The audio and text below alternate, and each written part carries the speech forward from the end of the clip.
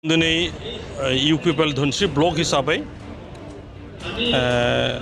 2020 मायथाइनिफ्राय दिनैफ्राय 2 बोसोर जाबाय सरकार गठन खालामनाया आरो बे सरकार गठन खालामनाय 2 बोसोरनि गेजेराव जों दिनैहाय धोनस्रि ब्लकआ सेथि बोसोरारि जुथुमा जों बेखौ खुंनो हादों आरो बेवहाय जों दिनै गाजा गोमजायै प्राय दलनि गासै कर्मी बेयाव पेरेन्ट्स बडी वमेन बडी आरो यूथ बडी गासिबो लोगो नांनानै जों बेखौ सानसेनि हाबाफारि लानानै प्राय गाजा गोमजायै जों खुंफुंनो हाबाय आरो बेवहाय आङो साफ्रोमबो UPPL दलनि कर्मीफोरखौ बा वार्कारखौ आङो गोजोननाय होदों धन्यबाद होदों आरो लोगोसे जों दा जोबथारनायाव बेलासियाव जोङो 1 बाजिनिफ्राय गेवलां मेल मोनसे लादों आरो बे गेवलां मेलाव प्राय रायजो राजाफ्रा गाव गावनो ओंखारबोदों आरो गाव गावनो ओंखारबोनानै प्राय गासिबो UPPL दलनि सरकारखौनो गोजोननाय मोनदों आरो थांनाय 2020 मायथाइनि उनावहाय जि दिनै 2 बोसोर जि UPPL सरकार जाबाय बेयाव नांगौ बायदि आसा खालामनाय बायदि रायजो राजाफ्रा सुबिदा मोननो हानानै जथेस्थ'खिनि गावसोरनो गोसो जानानै ओंखारबोदों बेखौ आं गोजोननाय होदों दिनैहाय 2020 मायथाइनि सिगाङाव 2 बोसोर सिगाङाव जितु बेयावहाय 17 बोसोर BPFआ सासन खालामदोंमोन बे 17 बोसोर BPF सासन खालामनाय समाव बे ओनसोलाव जेरैबायदि उन्नति नांगौमोन बेखिनिखौ मोननो हायाखै जेरैबायदि लामा दालां बानायनांगौ बेखौ मोननो हायाखै आरो रायजो राजानि गेजेराव मोनसे गावजों गाव बे थागिबिफोरनि गेजेराव बर' सिस्टेम मोनसे खालामनानै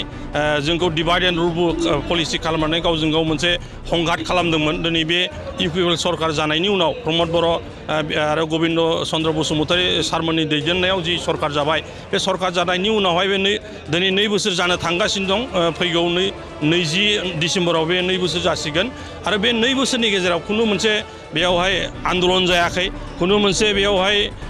बुथारलायनाय जायाखै खुनु मोनसे लांखारनाय जायाखै आरो बेबायदि माने क्राइमफोर गैथारा बिनि थाखाय बेवहाय रायजो राजाफ्रा गोजोननाय मोनदों गोजोननाय मोनबो बयबो बेवहाय मुखुलि भाबे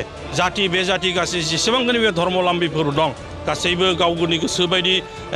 मोनसे नागरिक हिसाबै बिसोर जेरावबो ओंखारबोनो हानो मोनसे सुबिदा मोननायनि थाखाय दिनै बेयावहाय प्रमद बर' सरकार दैदेननाय UPPL सरकार दैदेननायाव बयबो गोजोननाय मोननानै गाव गावनो दिनै बेहाय हाजार हाजार रायजोफ्रा दिनै ओंखारबोदों आरो लोगोसे थांनाय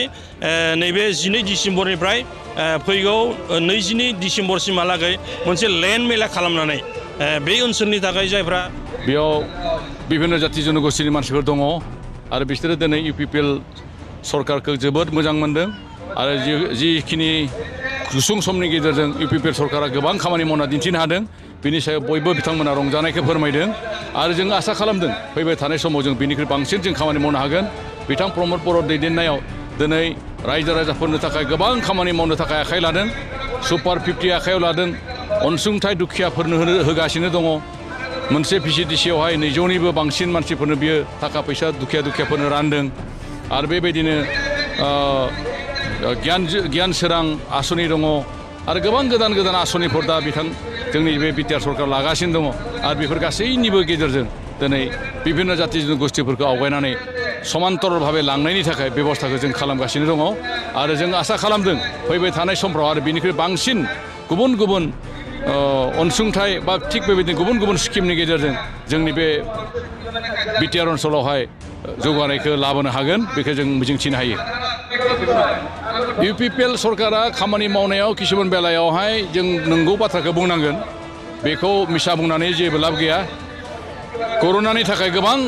खामानिया थालांदों कर'नायावहाय बयबो सरकार गासैबो गुत्तै समग्र बुहुमनाङैनो गासैबो थाबथादों नाथाय बिनि उनावहाय जि सुंद' सम मोनदों बे सुंद' समनि गेजेराव जिखिनि UPPL सरकारा मावनानै दिन्थिनो हादों दिनै हयथ' BPF सरकारा बेबायदि हायाखै दिनै मैया भैरबकुन्द ब्लकनि आन्दाराव गोबां खामानि मावनाय